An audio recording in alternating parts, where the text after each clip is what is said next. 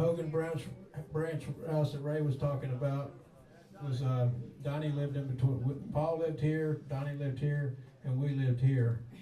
And whenever anybody's parents left town, that was where the party was. So that's how that worked. Donnie goes all the way back to second grade, though. We didn't need to call it a junior high.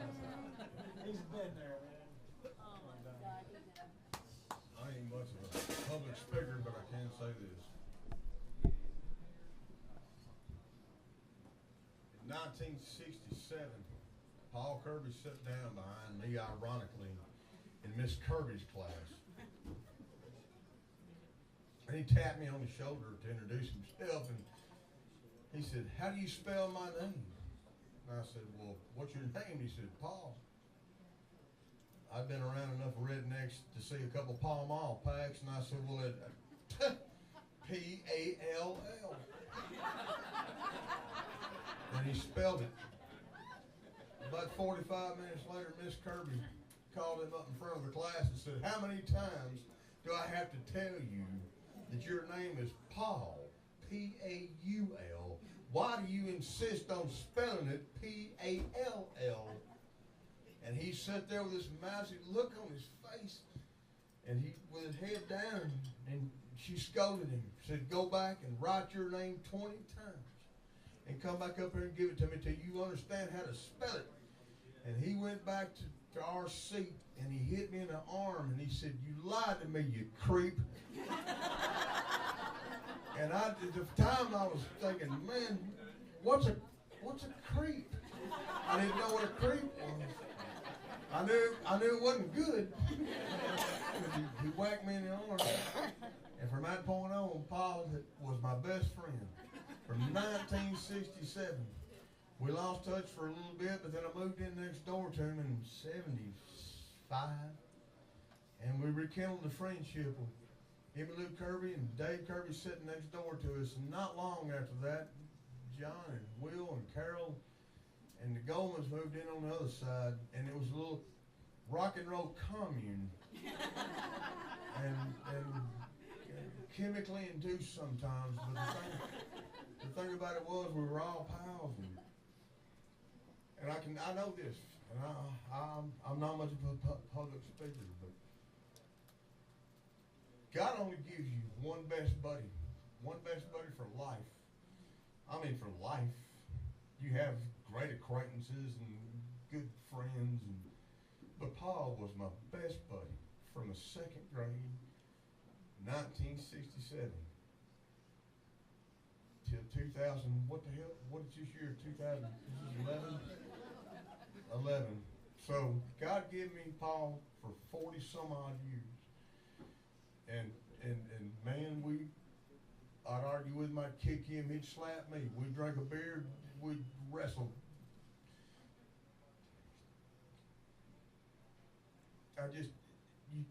God only gives you one. And when he's gone, the rest are just good acquaintances. But Paul was my bestest buddy.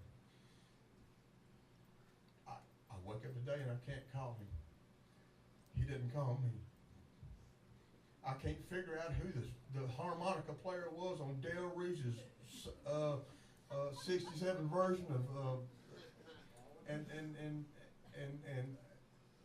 I don't know who produced what movie, and that was the deal. That's one thing we shared, and it's one thing I'll never get over, as I can't call him, and he can't call me. I could have handled it. Had he moved back to Albuquerque with Emmy Lou, I could have handled it. And I'm not trying. I just can't call him, and he's not going to call me anymore. And Paul Kirby was my friend, and I'm proud to say he was my friend. And we wrote a bunch of songs that he after Cactus Brothers, he went into a depression, and we tried, a bunch of us, me and Richard Ice and a bunch of us, we tried to get him out of it. Let's go to shows, man. Come on, let's get out of this thing. Let's go do things. And we got him out of it, and Paul jumped back to life. He went into a deep depression, and we tried, and we got him out of it, and we got him back into life. And if I did nothing else, but get Paul back into life after his deep depression, I did that, and with a couple other guys, and Lee Darby, and several other guys that I introduced him to, we all become good friends. But Paul was full of life, and I can sit here and just be down, but I can tell you this: Paul was a great guy. He loved life, and he thought he was getting too old for music, but we all conned him out of that, and we wrote songs, and so please celebrate Paul's life like he wanted. If Paul was sitting right now, I can tell you right now, he'd want to comb everybody in here's hair. He just want to comb your hair. I want to brush your hair. And I love ya. And if you didn't watch him, he would plant a kiss on you. And you couldn't get rid of the razor burn for 40. Get rid of the razor burn. But I can tell you this: I loved him, and he loved me. And I'll never do the same without him. There'll be a void and a vacuum in my life. I'll always have dear friends. But God only gave me one. And that was Paul Kirby. So guys, just celebrate his life, and when you hear his music, just smile.